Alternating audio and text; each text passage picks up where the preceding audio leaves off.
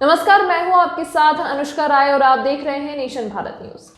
कंकड़बाग थाना क्षेत्र के ज्वेलर्स और गर्दनीबाग थाना क्षेत्र के अनीशाबाद स्थित वैष्णवी ज्वेलर्स में लूट की घटना का पटना पुलिस ने खुलासा कर दिया है। पुलिस ने इस मामले में 3 आरोपियों को गिरफ्तार कर उनके कब्जे से आर्टिफिशियल ज्वेलरी, सोने के गहने, 2 पिस्टल और 7 जिंदा कारतूस भी जब्त किए हैं।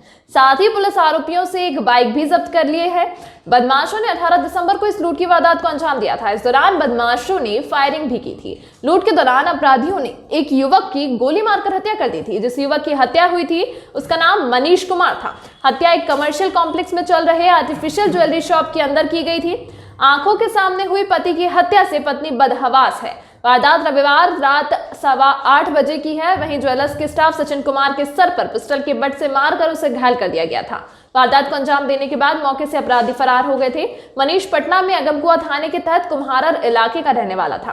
कंकड़बाग में ज्वेलरी कार्ट नाम की ज्वेलरी शॉप में मनीष की वाइफ खुशबू जॉब करती है। हर रोज की तरह मनीष अपनी वाइफ को घर ले जाने के लिए खुद आया था। खुशबू अपने पति मनीष के साथ घर जाने के लिए बाहर निकली थी। इस दौरान बदमाशों ने वारदात को अंजाम दिया था।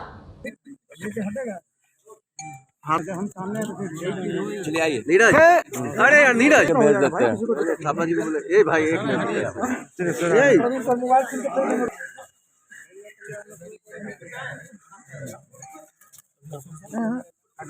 थोड़ा हम पीछे रखिए आ जाएगा।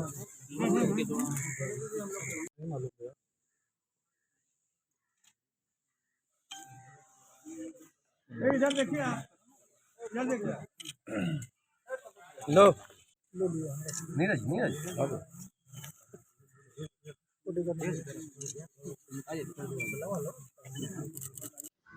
रविवार के दिन एक घटना घटी थी कंकड़बाग में ओल्ड बाईपास पर।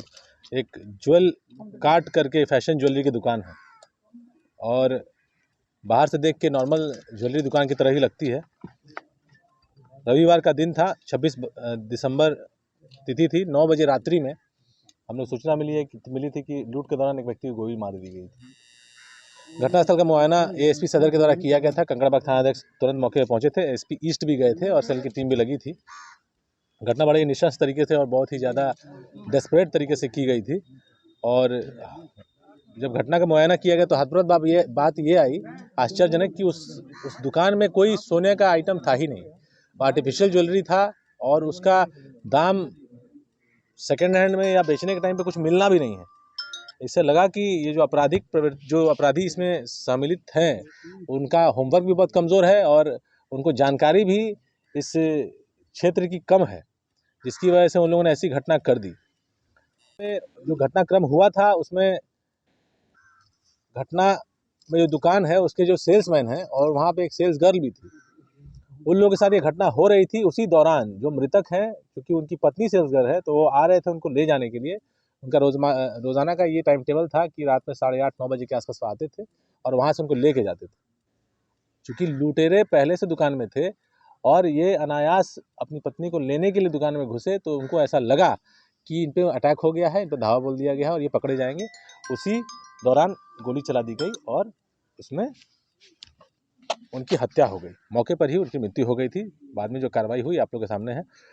उस घटना का मुआयना किया गया और सीसीटीवी फुटेजेस को हम लोगों ने देखा तो एक पैटर्न निकल के आया था। कुछ दिन पहले अनीसाबाद गोलंबर पर भी एक दुकान है जो कि वैष्णवी ज्वेलर्स, वहाँ पर 18 तारीख को शनिवार का दिन था, वो शाम में लगभग 8:30 बजे इसी तरह से घटना घटी थी। हड़बड़ाहट में, डेस्परेशन में वहाँ भी गोली फायरिंग हुई थी और वेशभूषा से, ड्रेस के पहनावे से और हालचाल से, हुलिया से ये आइडेंटिफाई हुआ कि ये वही दोनों अपराधी यहाँ पे भी कार्रवाई कर रहे हैं। और अनुसंधान किया गया और टेक्निकली हम लोग देखें तो इस दोनों घटनाओं के बीच एक और घटना घटी थी। वो घटना थी 21 तारीख को कॉलोनी मोड़ के पास टेम्पो में एक ट्रांसजेंडर महिला को लूट के दौरान गोली मार दी गई थी, वो मर गई थी। अगेन डिस्परेशन का क्राइम था और उसमें भी हम लोगों के जो फुटेजेस थे वो सिमिलर मैच कर रहे थे। तो वहाँ से ही हम लोगों ने अनुसंधान शुरू किया। उसमें एक अमित नाम का लड़का जेल गया हुआ था और उसके बाद उसके गिरोह के 2 लोग और बाकी थे, इनफैक्ट 3 लोग, एक और सहयोगी था। तो उस पर हम लोग काम किए और काम करने के बाद इन लोगों की गिरफ्तारी हुई कि जो भी सम्मिलित अपराधकर्मी थे सबको हम लोगों ने अरेस्ट किया और जितना भी इसमें सामान लूटा गया था वो सब बरामद हुआ। वैष्णवी ज्वेलर्स का भी सामान बरामद हुआ और जो ज्वेल कार्ट का था सामान वो सारा का सारा सामान आप लोगों के सामने है और ये आर्टिफिशियल ज्वेलरी है, ये सब हम लोगों ने बरामद किया। ये लोग यंग क्रिमिनल्स हैं लेकिन बहुत डेस्परेट हैं, इनका पुराना इतिहास भी बहुत ही सुसज्जित है। इसमें 2018 में आप लोगों को ध्यान होगा, आप लोग पहले से यहाँ कार्यरत हैं, कंकड़बाग में ही एक सिपाही पे क्विक मोबाइल पे गोली चली थी। अगेन वो यही लड़का था, यही लड़का था। उस केस के बाद ये लोग जेल गए थे, तो लगभग 40 महीने के बाद ये लोग जेल से निकले हैं। जेल से निकले भी दिसंबर में ही है, कोई दुर्गा पूजा में दिवाली में निकला है, कोई दिसंबर में निकला, पिछले 1 महीने के दौरान निकले हैं। और निकलने के बाद 18 को पहली घटना, 21 को दूसरी घटना और 26 को तीसरी घटना, 7 दिन में 3 घटना। तो इनका पकड़ना एक बहुत ज़रूरी हो गया था, इसके लिए हम लोगों ने पूरी ताकत से इनके पीछे कार्रवाई की थी। इसमें कंकड़बाग थानाध्यक्ष ने उल्लेखनीय कार्य किया है और एएसपी सदर ने भी बहुत ही त्वरित गति से इसमें अनुश्रवण करते हुए कार्रवाई कराई है। विदिन 24 आवर्स ज्वेल कार्ड के उद्भेदन की वजह से तीनों केसेस का उद्भेदन हुआ और कम से कम जो डेस्परेशन से जो क्राइम ये कर रहे थे इस पर लगाम लग गई, नहीं तो अदरवाइज ये लोग नया साल आते आते और भी ये घटना कर सकते थे। और दोनों से गोली चली होगी वो तो हम लोग फैसले में मिलान कराएंगे, लेकिन ट्रांसजेंडर वाले पे ये बताता है कि जो अमित जेल गया वो चलाया था और ये वाले में शाहरुख जो है वो चलाया था। और हाँ मनीष को गोली मारा ये शाहरुख हाँ, इस वाले में शाहरुख मारा है और उस ट्रांसजेंडर वाले में बताता है कि अमित चलाया था। अमित तो जेल तमाम महत्वपूर्ण खबरें देखने के लिए बने रहिए नेशन भारत न्यूज के साथ।